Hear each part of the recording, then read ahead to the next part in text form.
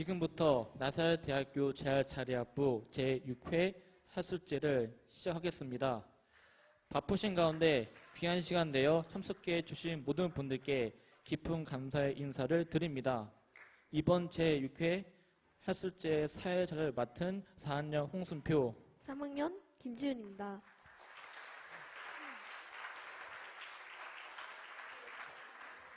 먼저 이번 행사를 준비한 재활자부 학술제 추진위원장을 맡고 있는 서우정 학생회장의 개회사가 있겠습니다. 큰 박수로 맞이해 주시기 바랍니다.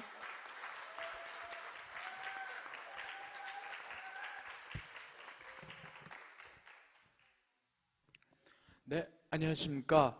2025년도 재활자립학부 학생회장 서우정입니다. 먼저 함께해 주신 모든 분들께 진심으로 감사드립니다. 학술제는 저희에게 또 다른 배움의 장이라고 생각하고 있습니다. 그래서 올해도 저희들은 최선을 다해 준비했습니다. 비록 아직은 서툴고 미숙해도 많은 박수와 격려 부탁드립니다. 감사합니다. 그러면 지금부터 제6회 재활자립학부 학술제 개최를 선언합니다. 감사합니다.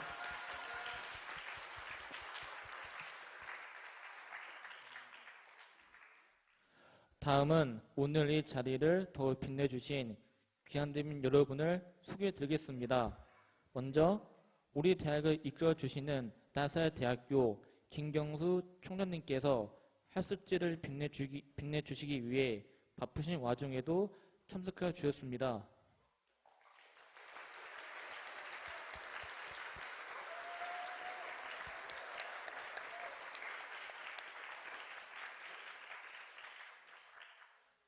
대학 공동체의 영적 중심을 세워주시는 교목실 전무성 교목실장님 함께 하셨습니다.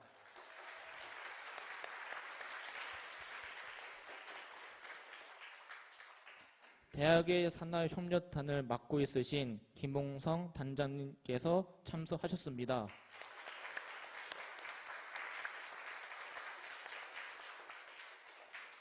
특수교육학부 교수님들도 참석하셨습니다.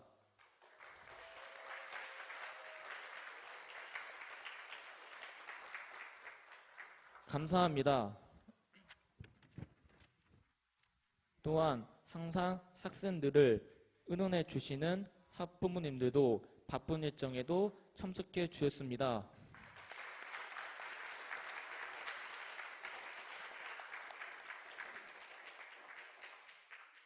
특히 오늘 후배들을 위해 특별히 시간을 내주신 우리 학부의 자랑스러운 졸업생 여러분들도 참석하셨습니다.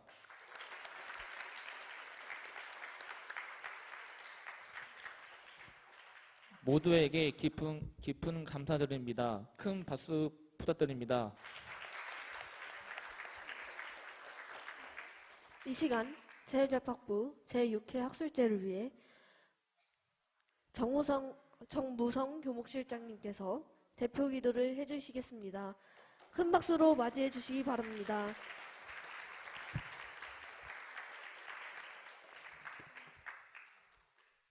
우리 다 함께 기도하시겠습니다.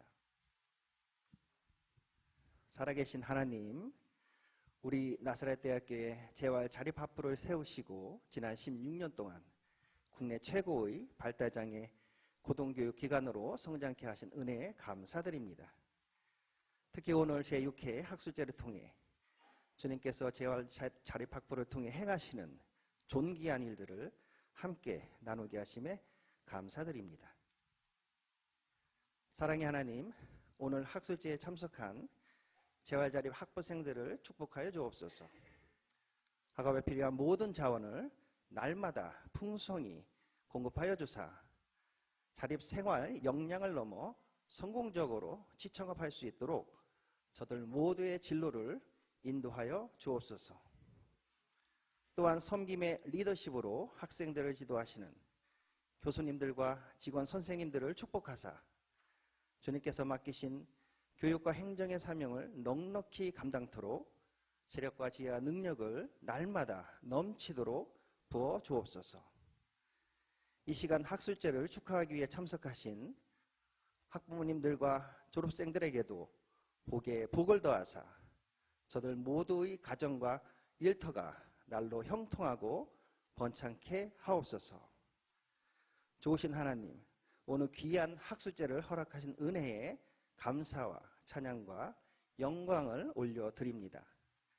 행사의 모든 순서가 순적히 원활하게 진행되게 하사 배움의 기쁨과 성장이 충만한 복된 시간이 되게 하옵소서. 우리 나사렛 대학교 재활 자립 확보를 통해 도울 수 있는 정신과 역량을 갖춘 나눔 인재들이 더욱 왕성히 배출될 줄 믿사오며 우리 주 예수님 이름으로 기도하옵나이다. 아멘.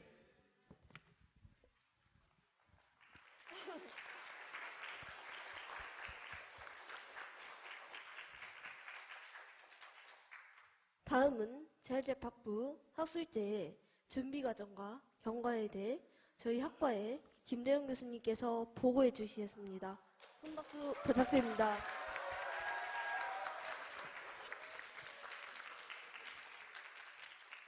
반갑습니다.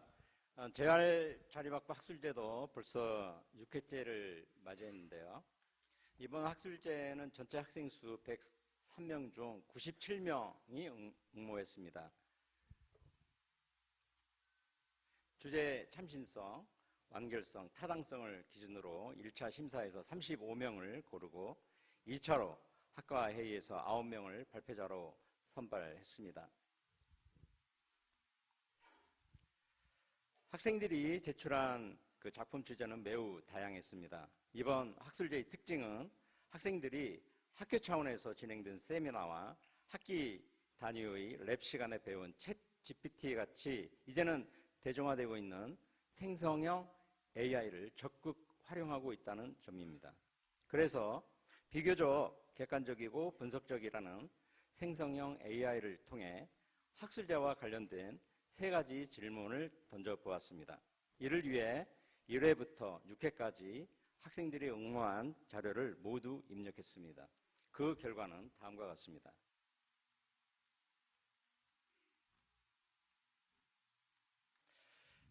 첫째, 제1회부터 6회까지 제1회부터 6회까지 진행되는 동안에 어떤 변화가 있었는가입니다.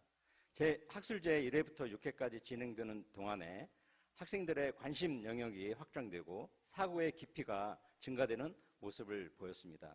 특히 사회 이슈가 실시간으로 반영되는 모습을 보이면서 재활자립학부 학생들도 시대 흐름을 빠르게 받아들이고 해석하고 있다는 점을 보였습니다. 둘째, 재활자립학부의 특성을 고려했을 때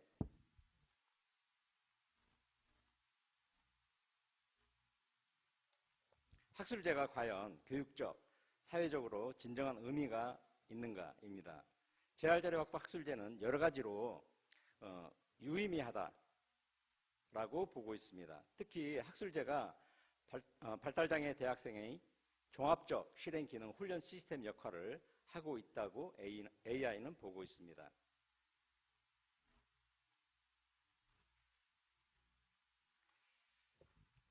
셋째, 재활자립학부에 대한 사회적 편견과 선입견은 어쩔 수 없다고 보는데 이런 회의적 시각에 대하여 AI는 어떻게 분석하고 있는가를 보았습니다.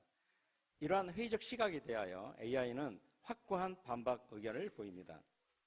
재활자립학부 학술제는 학습 성장이고 학생 맞춤형 교육이며 특수교육적 관점에서 매우 정당한 접근이다. 장애인에 대한 편견을 넘어서는 시도라고 선언하고 있습니다. 결국 AI는 학술제가 지속돼야 함을 강조하면서 재활자립학부 학술제는 매우 성공적인 형태의 고등교육 프로그램이라고 지적하고 있습니다.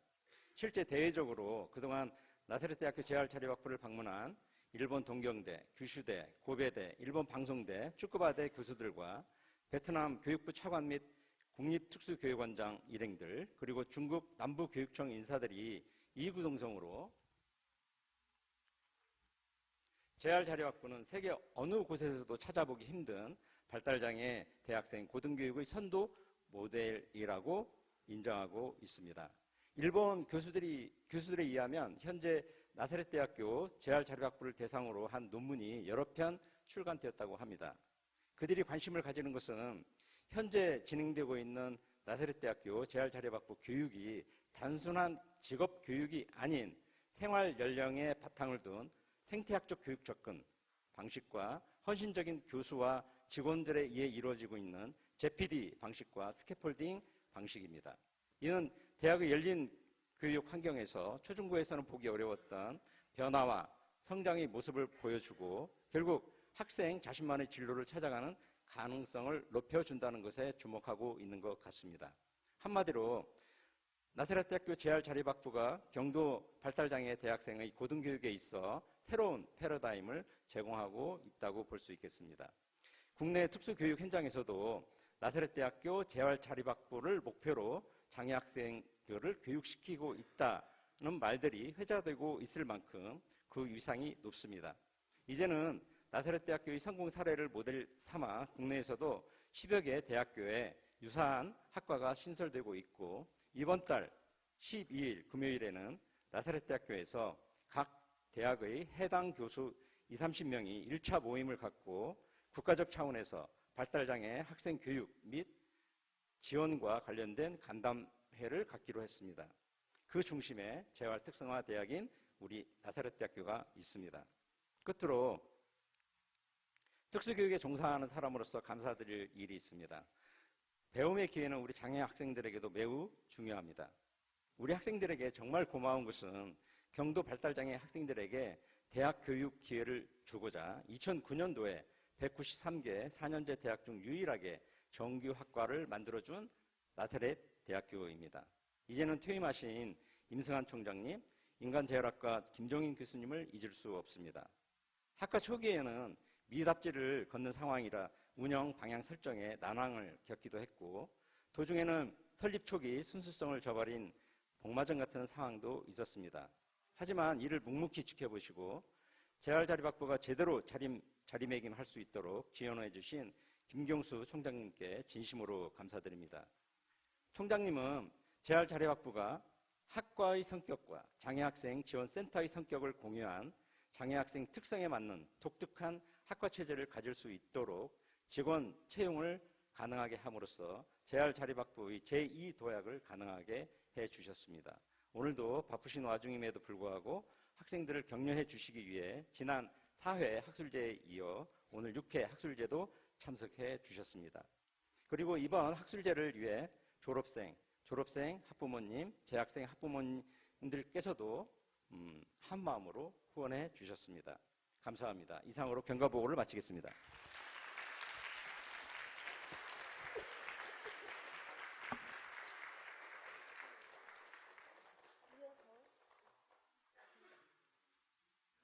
이어서 존경하는 김경수 총장님의 격려사가 있겠습니다. 총장님 앞으로 모시겠습니다. 큰 박수 부탁드립니다.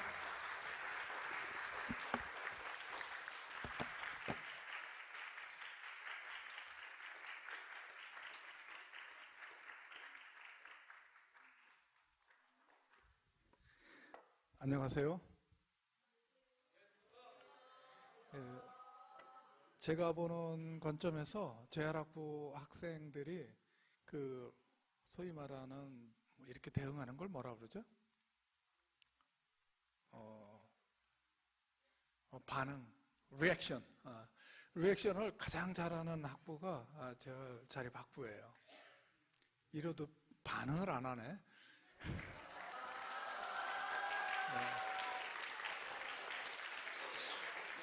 재활자립학부 6회 학술제를 축하합니다. 그리고 또 여러분들이 그 자기 내면 속에 있는 것들을 밖으로 표출할 수 있는 이런 기회는 매우 소중하다고 생각합니다. 사실 제가 예를 들라고 이걸 하나 갖고 왔어요. 이게 뭐냐면 이 정은혜 작가가 저를 그려준 그림입니다. 그래서 이 정은혜 작가를 여러분들이 아시는지 모르겠는데 알아요? 그래서 이거를 이렇게 좀 뭐 자랑 겸 뭐 이렇게 자기 표현을 이렇게 하는 사람이 있다 이런 거를 하려고 갖고 왔는데 제가 여기 와서 이제 순서지를 이제 그 자세히 못 읽다가 와서 이제 그 PPT 그 자료를 좀 보면서 우리 학생들이 이 정은혜 작가보다 훨씬 낫구나 이런 생각을 했어요.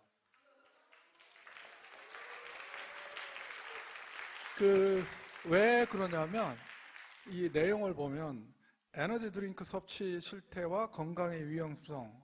에너지 드링크를 마시면서 우리 학생들이 이런 생각도 하는구나. 이 서울대학교 학생들도 이런 생각 잘 못할 것 같은데 나사렛대학교 재활자립학부 학생 중에 하나는 이런 자기 내면의 생각을 밖으로 표출해서 이렇게 발표할 수 있구나 이런 생각을 했고요.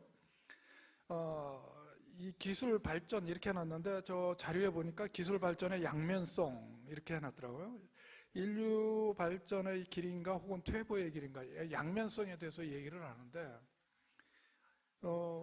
사실은 요즘에 AI 시대라고 하면서 여러 가지 이야기들을 많이 해요. 그러니까 노벨이라는 사람이 뭘 만들었냐면 다이너마이트를 만들었어요. 그러니까 다이너마이트를 왜 만들게 됐냐면 광산에서 일하는 사람들이 너무 힘들고 죽어가는 사람도 많고 그러니까 이 생산적인 의미에서 다이너마이트를 만들었는데 그걸 역기능적으로 인류사에서는 어떻게 발전시켰냐면 이 폭탄으로 전환시켜줘.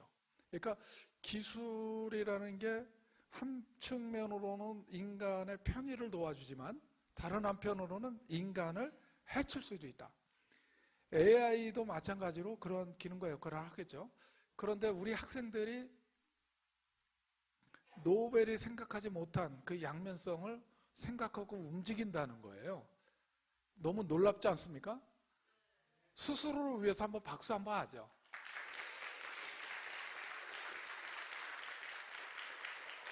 네.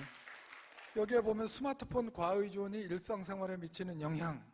제가 이거 되게 신경 쓰는 부분 중에 한 부분인데 사순절 되면 제가 그런 이야기를 합니다. 뭐냐면 우리 미디어 금식을 하자. 미디어 금식. 컴퓨터에 조금 덜 앉아있고 스마트폰 좀 덜 하고 이런 미디어 금식하자. 이런 이야기를 좀 우리 학생들하고 나눴었던 적이 있는데 제가 스마트폰을 얼마나 사용할 것 같아요? 일주일 통계로 보면 1시간을 사용하지 않아요. 하루에. 50분? 40-50분 정도 사용해요. 그러니까 스마트폰이 여러분을 지배하는 게 아니라 여러분이 스마트폰을 지배하는 그런 삶을 살아야 되는 거죠. 그러한 것을 이렇게 학생들이 미리 생각하고 내적인 자기 생각을 밖으로 표현할 수 있다는 것, 이거는 놀라운 거라고 저는 평가하고 싶습니다. e스포츠 그리고 미디어 아트 이런 것들을 이제 계속해서 이렇게 발제하고 이야기를 해주는데 저는 제가 생각했었던 것보다 way above 너무 출중한 생각들을 가지고 표현하고 발표한다는 데 대해서 정말 영어로 하면 proud of you 너무나 자랑스럽게 생각합니다. 여러분들은 어떻게 보면 이 발달장애 고등교육의 서울대학교에 와서 서울대학교 학생들보다 훨씬 더 좋은 생각을 발표하고 있다는데 긍지를 가져주셨으면 좋겠습니다.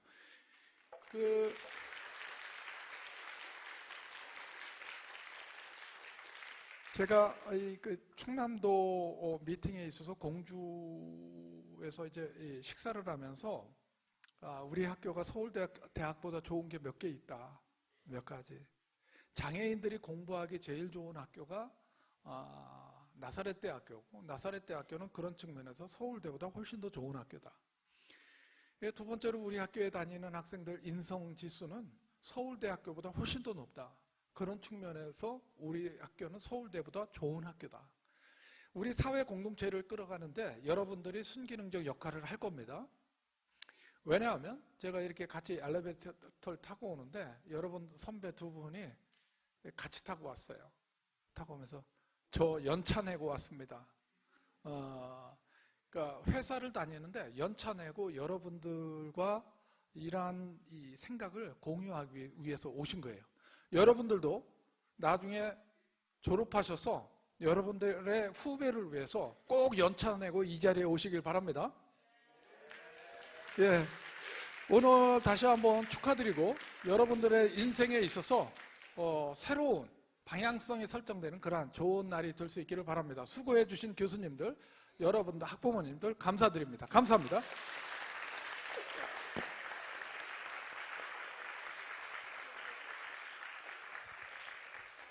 다음은 학부모 회장님의 따뜻한 축사가 있겠습니다. 큰 박수로 맞이해 주세요.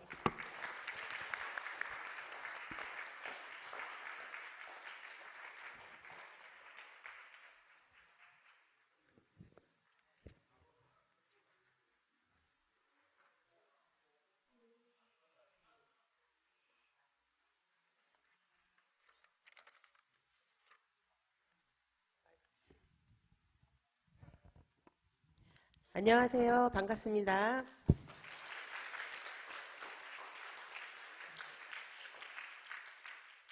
여섯 번째 학술제를 맞이하여 이 자리에 참석하게 되어 너무나 기쁘게 생각합니다. 먼저 언제나 따뜻한 마음으로 지도해 주시는 교수님들께 깊이 감사드리며 또한 학생들이 안전하게 생활할 수 있도록 헌신해 주시는 작코치 선생님과 조교 선생님께 진심으로 감사의 말씀을 전합니다. 교수님들의 세심한 지도 아래 학생들의 각자의 잠재력과 가능성을 키워가며 성장과 자립을 향해 꾸준히 나아가고 있습니다.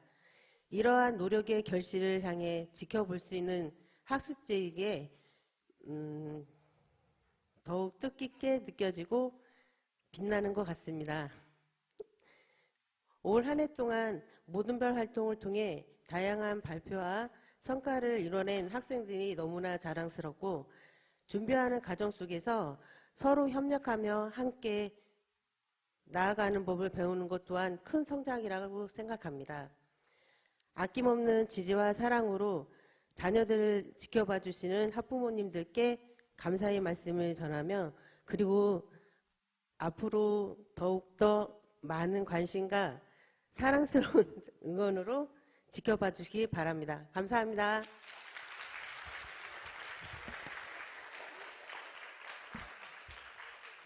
다음은 오늘 발표를 진행하는 9명의 발표자를 차례로 소개해 드리겠습니다. 발표자들께서는 단상으로 올라와 주시기 바랍니다.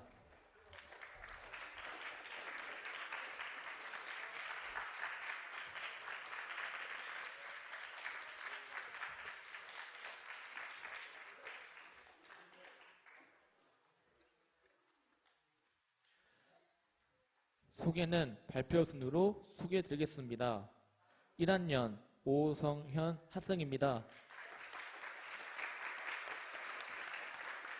1학년 김나은 학생입니다. 1학년 김재영 학생입니다. 1학년 송승원 학생입니다. 4학년 안성훈 학생입니다. 2학년 정유승 학생입니다. 2학년 김예진 학생입니다. 1학년 송윤준 학생입니다. 2학년 박혜민 학생입니다. 마지막으로 3회 학술제에서 대상, 4회 최우수상, 5회 대상을 받아서 오늘 특별 발표 순서를 하게 된 4학년 서우정 학생입니다. 모든 발표자 여러분, 오늘 멋진 발표 기대하겠습니다. 전체 차렷, 인사. 다음은 본격적인 발표를 하기 전에 총장님과 네이빈 분들을 모시고 기념사진 촬영 행사를 진행하겠습니다.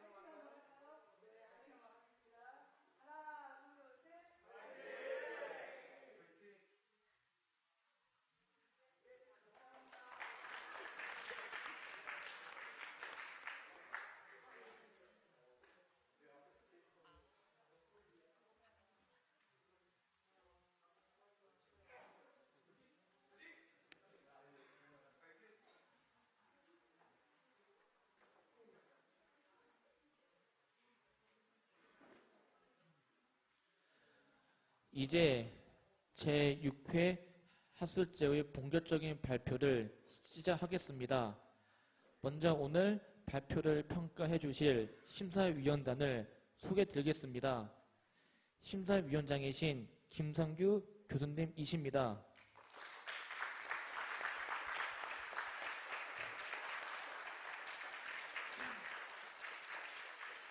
심사위원으로 김옥기 교수님이십니다.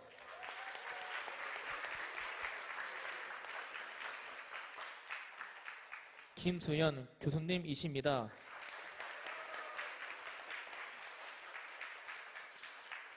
이재우 교수님이십니다.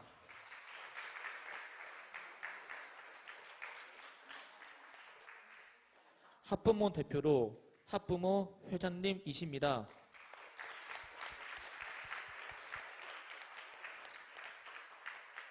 심사위원님들께 감사의 큰 박수 부탁드립니다.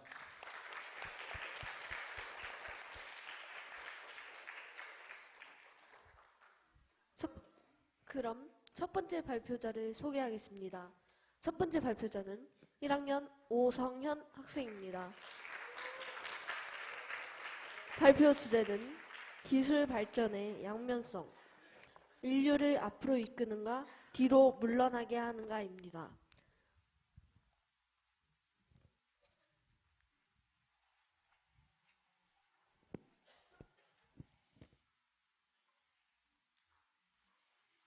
안녕하십니까.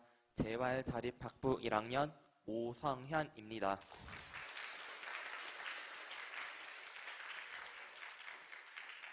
오늘 저는 기술 발전의 양면성, 인류를 앞으로 이끄는가, 뒤로 물러나게 하는가 라는 주제로 발표를 준비하였습니다. 우리는 지금 기술이 아주 빠르게 발전하는 시대를 살고 있는데요. 과연 이 기술이 우리를 더 행복하게 만드는지 아니면 새로운 문제를 만드는지 함께 생각해 보려고 합니다.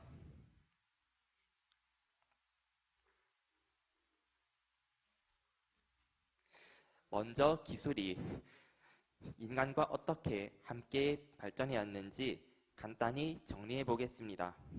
가장 처음은 도구의 시대입니다. 이 시기에는 돌도구나 불처럼 아주 기본적인 기술이 등장하였습니다. 그 다음이 농업혁명입니다. 정착 생활이 시작되고 문명을 통해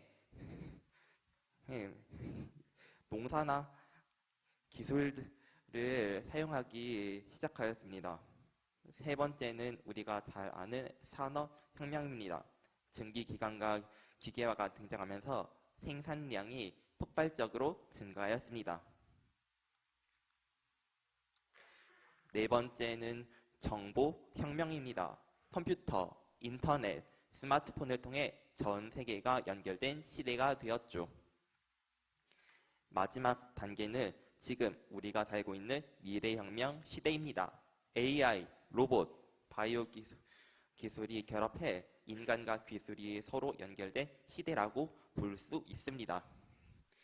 이처럼 기술은 단순한 도구가 아니라 인류의 발전 전체를 이끌어온 핵심 힘이었습니다.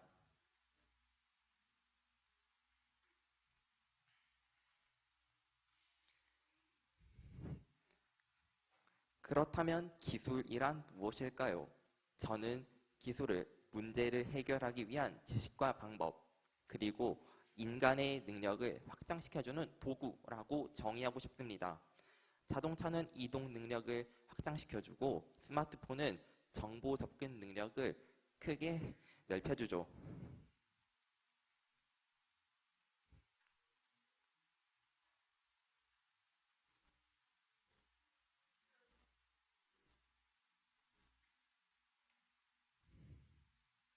또한 기술은 사회와 경제 구조를 변화시키는 중요한 혁신의 요소이며 동시에 윤리적 선택이 개입되는 존재라는 점도 중요합니다.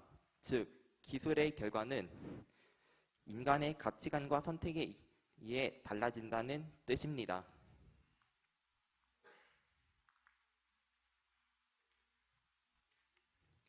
기술 발전은 분명 우리 삶을 편리하게 만들었습니다.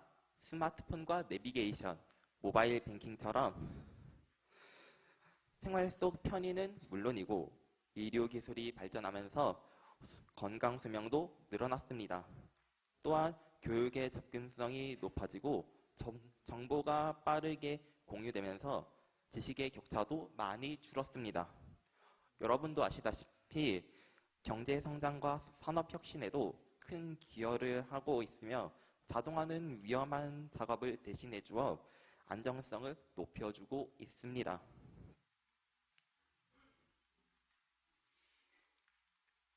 하지만 좋은 점만 있는 것은 아닙니다. 개인정보 유출이나 감시사회와 같은 문제들은 점점 커지고 있고 자동화로 인해 일자리가 줄어드는 문제도 계속 제기되고 있습니다. 또한 기술에 지나치게 의존하면서 사회적 고립이 생기기도 하고 디지털 기기 사용 격차도 커지고 있습니다. 환경 오염이나 자원 소모 문제도 기술 발전의 또 다른 그림자입니다.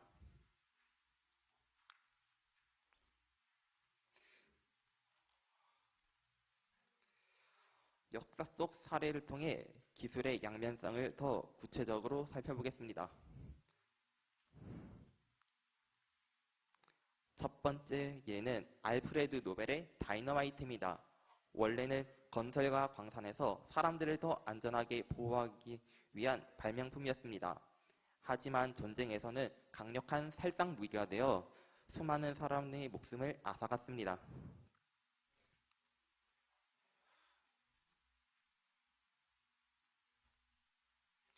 두 번째는 리처드 조던 게틀링의 게틀링건입니다. 처음 의도는 전쟁의 인명피해를 줄이기 위해 발명된 발명품이었지만 실제로는 오히려 전쟁의 규모와 피해를 더 키우는 방향으로 사용되었습니다. 세 번째는 윌리스 캐리어의 에어컨입니다. 공장의 온도 조절을 위해 만들어진 장치였지만 오늘날에는 삶의 질을 크게 높여주는 필수 기술이 되었습니다. 그럼에도 냉매가스 문제나 에너지 소비 증가처럼 환경적인 부작용도 함께 나타났습니다. 이 세 가지 사례는 하나의 공통점을 가지고 있습니다. 기술은 처음 의도와는 다르게 사용될 수 있고 그 결과는 인간에 의해 결정된다는 점입니다.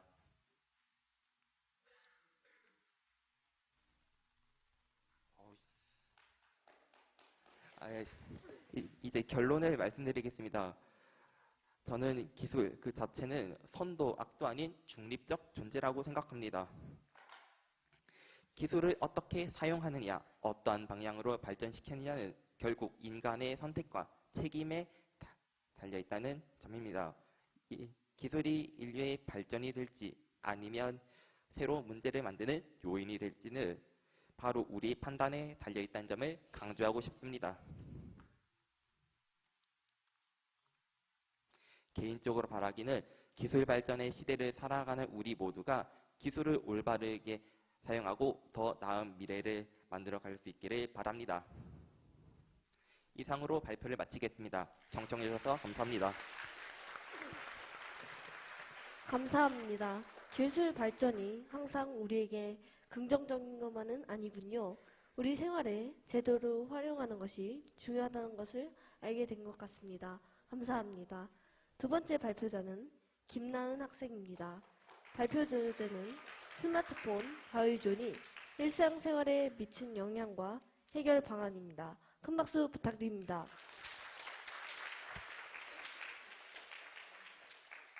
안녕하세요. 재활자립학부 1학년 김나은입니다. 저는 오늘 스마트폰 가해존이 우리의 일상생활에 미치는 영향과 해결 방안에 대해 발표드리고자 합니다.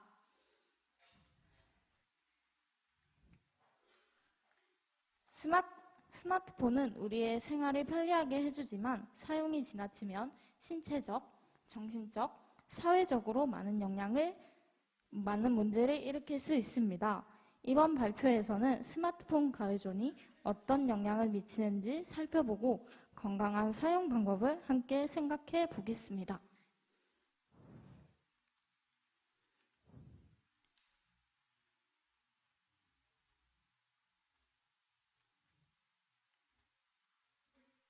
먼저 스마트폰 가해존이란 스마트폰 사용을 스스로 조절하지 못해서 일상생활 전반에 부정적인 영향을 미치는 상태를 말합니다. 2024년 기준 스마트폰 가해존 비율을 보면 청소년은 24.6%, 유아동은 25.9%, 성인은 22.4%로 모든 연령대에서 높은 수준을 보였습니다. 특히 연령이 낮을수록 가해존 위험률은 더 높았습니다. 이처럼 스마트폰 가해존은 이미 사회 전반에서 나타나는 중요한 문제입니다.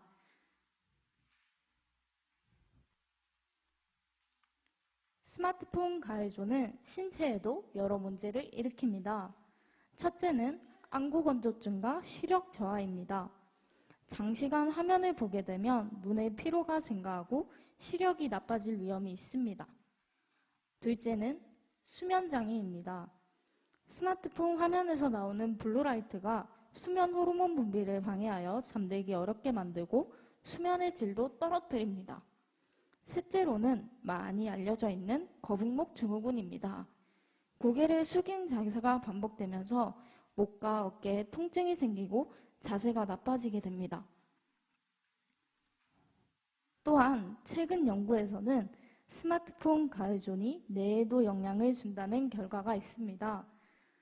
팝콘 브레인처럼 강한 자극에는 예민하게 반응하지만 현실의 작은 자극에는 둔감해져서 집중력이 떨어지는 현상이 나타나며 스마트폰에 의존하면서 기억력이나 계산 능력이 저하되는 디지털 치매 증후군도 발생할 수 있습니다.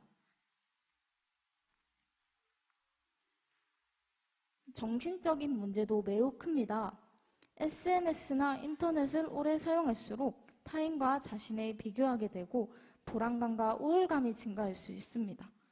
또한 SNS의 좋아요나 평가에 민감해지면서 자존감이 낮아지고 통제력이 약해지기도 합니다. 스마트폰이 없으면 불안하거나 초조함을 느끼는 금단 현상도 가해존의 대표적인 증상입니다.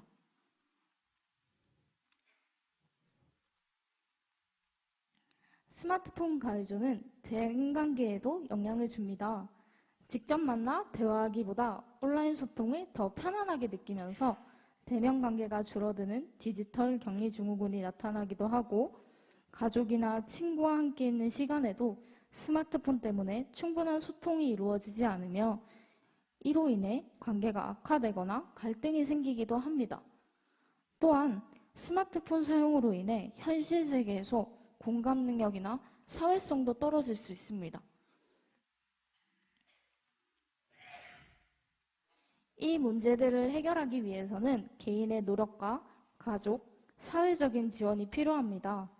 개인적으로는 스마트폰 사용 시간을 스스로 조절하고 불필요한 알림을 줄이며 운동이나 독서처럼 오프라인 활동을 늘리는 것이 도움이 되고, 가정에서는 가족 식사 시간이나 잠자리 전에는 스마트폰 사용을 하지 않는 등 가정 규칙을 세울 수 있습니다. 또한 부모와 자녀가 함께 사용 시간을 줄이는 노력과 부모의 모범도 중요합니다. 필요한 경우에는 전문 상담기관이나 청소년 복지시설의 도움을 받는 것도 좋은 방법입니다. 지금까지 스마트폰 가해존이 우리의 신체, 정신, 그리고 관계에 미치는 영향을 살펴보았습니다. 스마트폰은 매우 유용한 도구이지만 조절 없이 사용하면 우리의 삶의 균형을 무너뜨릴 수 있습니다. 오늘의 발표가 스마트폰을 더 건강하게 사용하기 위한 작은 계기가 되시길 바랍니다. 경청해 주셔서 감사합니다.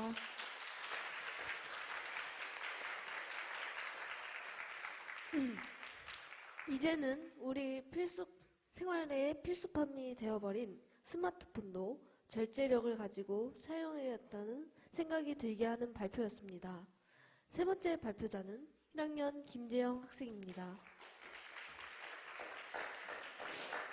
발표 주제는 e스포츠가 스포츠로 인정받을 수 있을까입니다. 안녕하세요. 재활자립학부 1학년 김지영입니다. 오늘 발표 주제는 e스포츠가 스포츠로 인정받을 수 있는가입니다. 최근 e스포츠가 하나의 사회 문화로 자리 잡으면서 과연 전통 스포츠와 같은 스포츠로 볼 수 있는지 살펴보겠습니다. 발표 순서는 다음과 같습니다.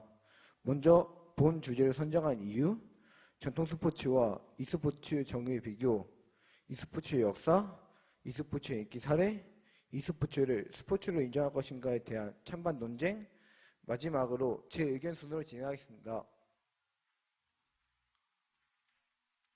이 주제를 선택한 이유는 크게 세 가지입니다. 첫째, 제가 게임과 e스포츠에 관심이 많고, 둘째, e스포츠는 MZ세대의 주요 문화로 공간대가 넓으며, 셋째, 산업 규모가 빠르게 커지면서 스포츠의 개념을 다시 생각하게 만드는 흥미로운 주제라고 느꼈기 때문입니다.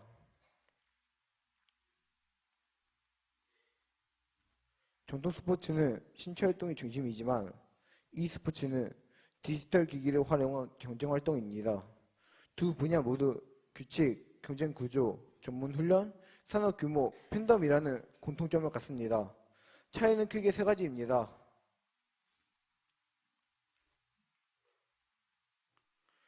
첫째, 전통 스포츠는 신체 활동 비중이 크고 e스포츠는 집중력, 반응 속도가 중심이라는 점. 둘째, 전통 스포츠는 규칙이 고정적이지만 e스포츠는 게임 패치로 규칙이 변할 수 있다는 점입니다. 셋째, 전통 스포츠는 오랜 역사를 가진 반면 e스포츠는 상대적으로 신생 분야라는 점입니다.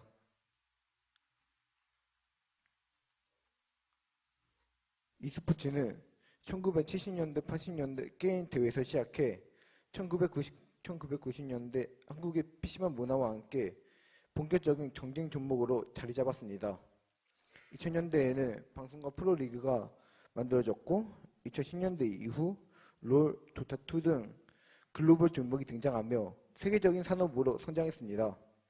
최근에는 아시안게임 정식 종목으로 채택되며 스포츠로서 입지를 확대하고 있습니다.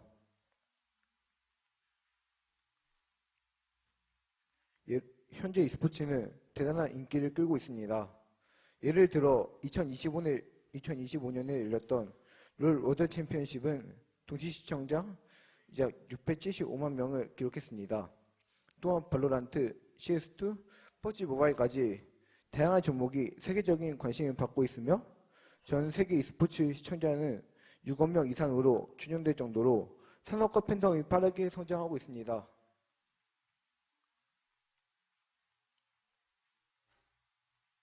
다음은 e스포츠에 대한 찬성과 반대에 대한 의견을 알아봅니다. 먼저 찬성 측의 의견입니다.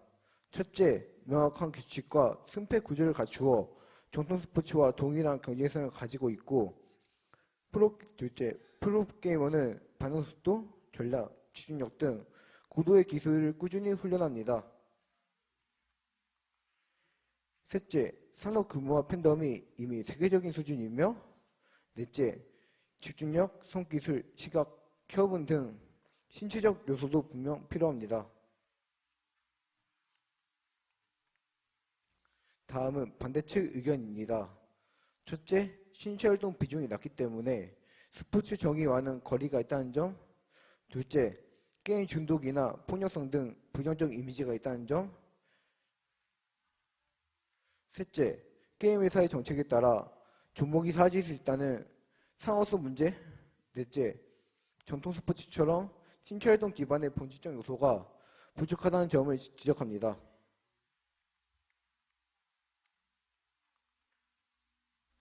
저는 e스포츠가 스포츠로 인정될 수 있다고 생각합니다. 경쟁 구조, 전문 훈련, 산업 규모 등 스포츠로서의 요건을 충분히 갖추고 있으며 세계적 경기와 제도적 인정도 확대되고 있습니다. 앞으로 스포츠의 개념은 더 넓어질 것이며 e스포츠도 그 안에 포함된다고 판단합니다. 이상으로 발표를 마치겠습니다. 경청해 주셔서 감사합니다.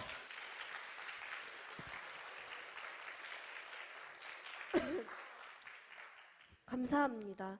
e스포츠는 왠지 생소한데 김재영 학생의 발표를 통하여 또 다른 형태의 스포츠가 있다는 것을 알았습니다. 네 번째 발표자는 1학년 손승원 학생입니다. 발표 주제는 미디어 아트의 시대적 변화와 특징입니다.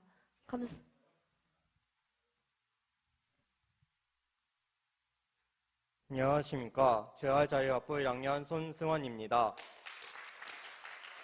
제가 오늘 발표드릴 주제는 미디어 아트의 시대적 변화와 특징입니다. 기술이 발전할수록 예술도 함께 변화해 왔는데요. 그 흐름을 시대별로 정리하고 제 생각을 함께 나누고자 합니다.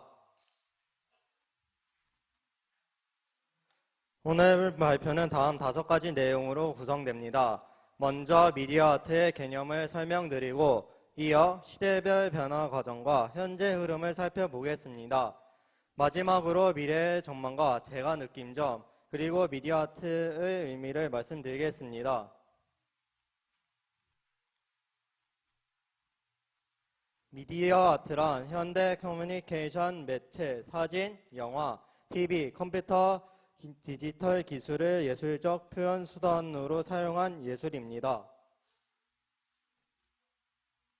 특징으로는 기술과 예술의 융합, 관계, 창녀와 상호작용, 다양한 매체의 활용, 사회적 메시지 전달, 그리고 시공간을 확장하는 표현 방식 등이 있습니다. 즉, 미디어 아트는 단순히 눈으로 보는 예술을 넘어 참여하고 경험하는 예술이라고 할 수 있습니다.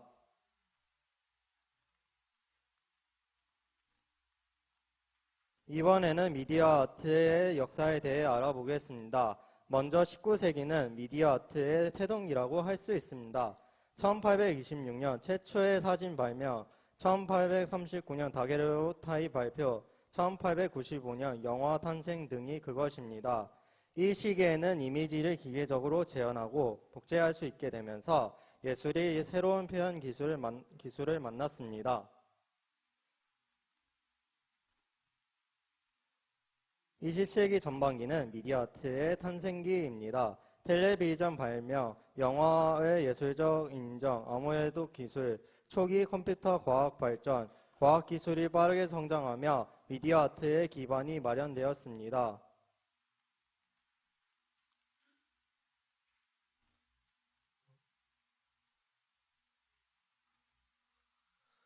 (1960년에서) (70년에서는) 비디오 아트의 시대라고 합니다. 백남준의 전자텔레비전 작품 발표, 휴대용 비디오 카메라 등장, TV의 예술적 활용과 관객과의 상호작용 확대 기술이 예술의 형식을 직접 바꾸기 시작한 시기였습니다. 1980년에서 90년대는 디지털 시대의 시작이라고 할 수 있습니다. 컴퓨터 그래픽 발전, 디지털 이미지 처리 기술, 프로그래밍 기반 작품 등장 등이 그렇습니다. 이 시기는 아날로그에서 디지털로의 전환이 이루어지며 오늘날 미디어 아트의 구조가 갖춰질 때입니다.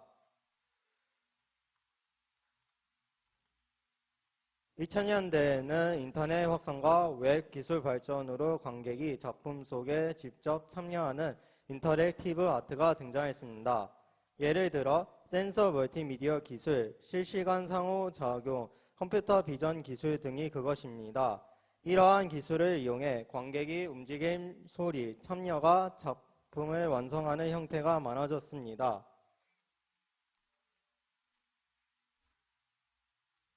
최근에는 기술의 발전 속도가 더욱 빨라지면서 미디어 아트도 큰 변화를 맞이했습니다. 인공지능 기반 창작, VR, AR을 활용한 몰입형 경험, 빅데이터 시각화 예술, NFT와 블록체인 기반 디지털 예술, 로티 아트 등장 등이 그것입니다. 예술과 기술의 경계는 점점 더 흐려지고 있으며 AI와 인간이 함께 창작하는 시대가 열리고 있습니다.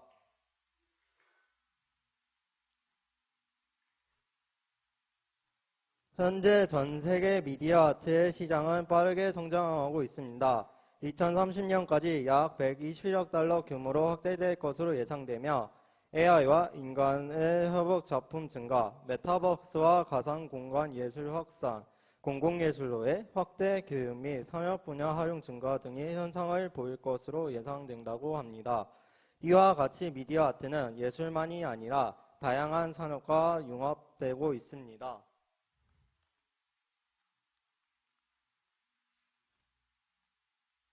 앞으로의 미디어 아트는 다음과 같은 방향으로 발전할 것으로 예상됩니다.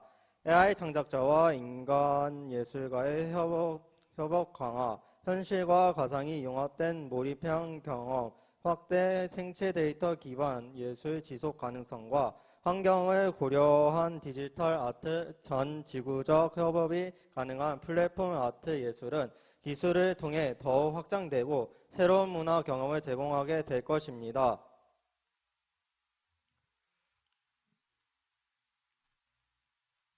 결국 미디어 아트는 다음과 같은 의미가 있다고 생각할 수 있습니다.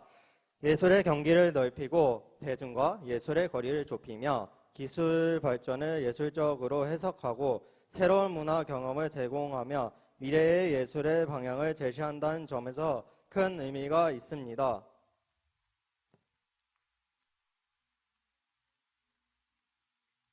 이번 발표를 준비하며 기술과 예술에 얼마나 밀접하게 연결되어 있는지 깨달았습니다.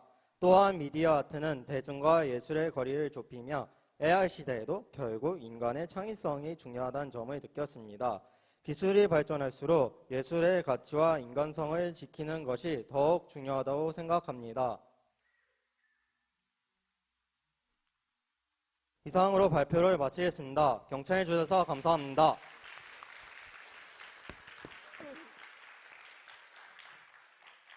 감사합니다. 내용이 어렵군요. 하지만 환경에 적응하기 위해서는 우리도 꼭 알아야 할 내용들인 것 같습니다. 5번째 발표자는 4학년 안서훈 학생입니다.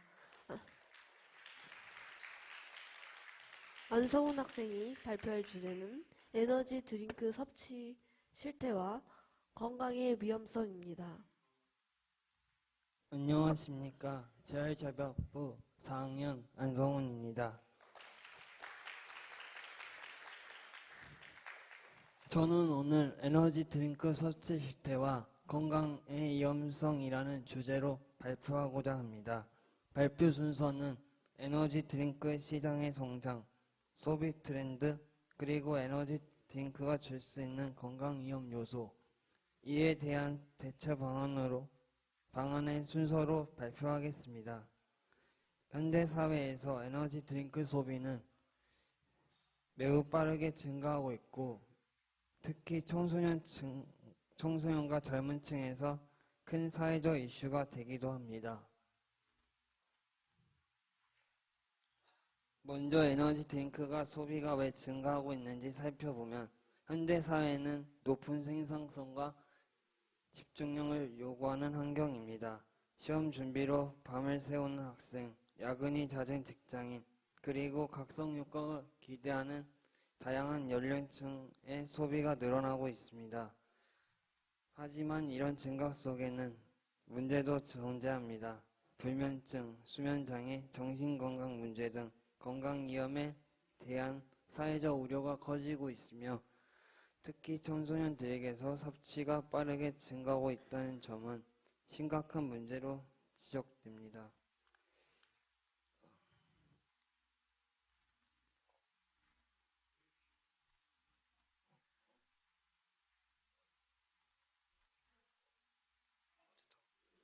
(2023년) 국내 탄산음료 시장은 작년 대비 6.3% 성장하며 약 2조 7천억 규모에 이르렀습니다. 에너지 드링크는 그 중에서도 눈에 띄는 성장세를 보이고 있습니다. 최근 트렌드를 보면 제로 슈가 제품, 대용량 제품, 조화 음료 출시 등 이 세 가지가 시장의 주요 성장 요인입니다. 특히 제로 슈가라는 표현 때문에 건강에 덜 해롭다는 오해하는 경우가 많지만, 카페인과 첨가물은 그대로 포함되어 있다는 점이 문제입니다.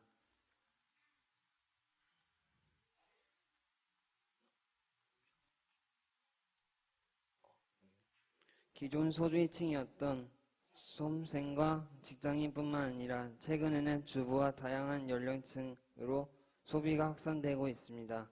소비 동기를 보면 가장 큰 이유로 피로 회복이 도움이 된다는 인식입니다. 실제로 설문조사에서도 86%가 피로 회복을 위해 마신다고 답했고, 업무 효용 현상, 각성 효과 등도 주요 이유였습니다. 그러나 이러한 기대 효과는 대부분 단기적인 각성 효과일 뿐, 장기적으로는 건강 위험이 훨씬 큽니다.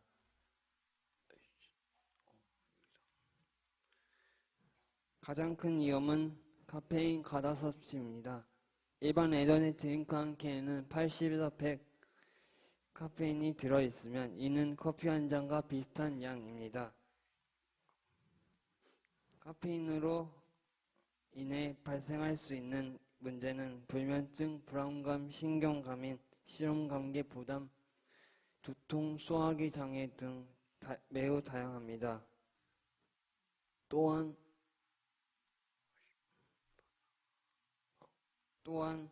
에너지 드링크에는 다량의 당류가 포함되어 있어 슈거 크래시를 유발합니다. 잠시 에너지가 오른 것처럼 느껴지지만 곧 피로감이 느끼는 더 크게 몰려오는 현상입니다. 장기적으로는 비만, 당뇨, 대사 질환의 위험을 더 높일 수 있습니다. 그리고 타우린, 구아라나, 임상 등 다른 첨가물들도 카페인과 결합해 신경계를 과도하게 자극할 수 있어 주의가 필요합니다.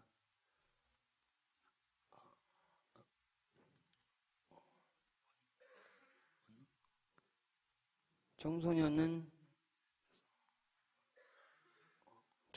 성인보다 카페인에 민감도가 훨씬 높습니다. 그렇기 때문에 에너지 드링크 섭취로 인한 부작용의 위험도 더 큽니다. 청소년에게는 성장장애, 심장 두근거림, 수면장애, 집중력 저하, 불안감 증가 등 신체 정신적인 영향이 더욱 심각하게 나타날 수 있습니다.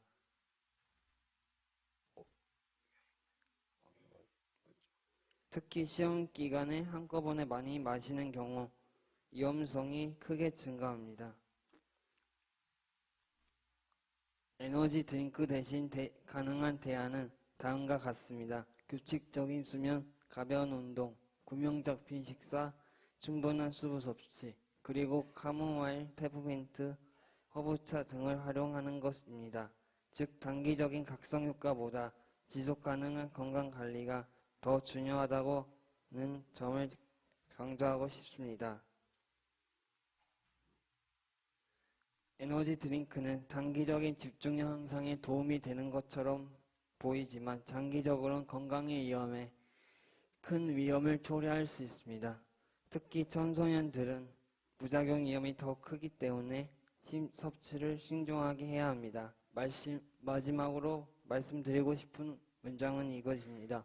건강한 선택이 가장 큰 에너지입니다. 경청해 주셔서 감사합니다. 제일학부 4학년 안성훈이었습니다.